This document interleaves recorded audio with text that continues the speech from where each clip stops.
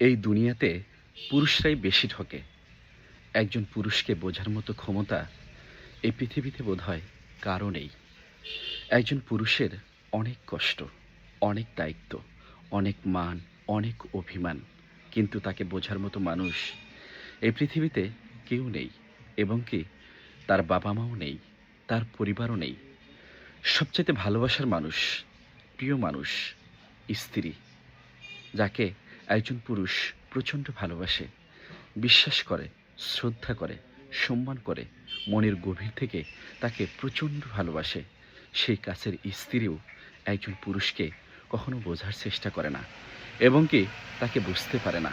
নানান বাহানা, নানান ছলনা, নানান তুচ্ছ তাচ্ছিল্য খাতে তাকে প্রতিনিয়ত অবহেলা করে। একজন পুরুষ প্রতিনিয়ত লাঞ্ছনার শিকার হয়, ঘৃণার শিকার হয়, এবং তাদের বন্ধুত্বের কাছেও সে তুচ্ছ তাচ্ছিল্য হয়। বন্ধু বান্ধবরাও তাকে বুঝতে পারে না। একজন পুরুষ প্রতিনিয়ত ঠকে যায়, সবার কাছে ঠকে, এবং কি এই দুনিয়ার বুকে সমস্ত মানুষের কাছে ঠকে যায়।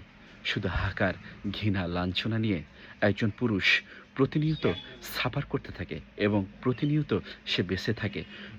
সে তার যখন জন্ম হয়, সে যখন জন্ম নেয়, কান্না করে দুনিয়াতে আসে, আবার মৃত্যুর সময় সে কাতরাতে কাতরাতে এবং মনে দুঃখ নিয়ে বিদায় নেয়। এর নামই হলো পুরুষ। একজন পুরুষ প্রতিনিয়ত ঠকে। তাই পুরুষকে প্রতিনিয়ত ভালোবাসুন, সম্মান করুন, শ্রদ্ধা করুন, ভালোবাসুন। সবাই ভালো থাকুন। আল্লাহ হাফেজ।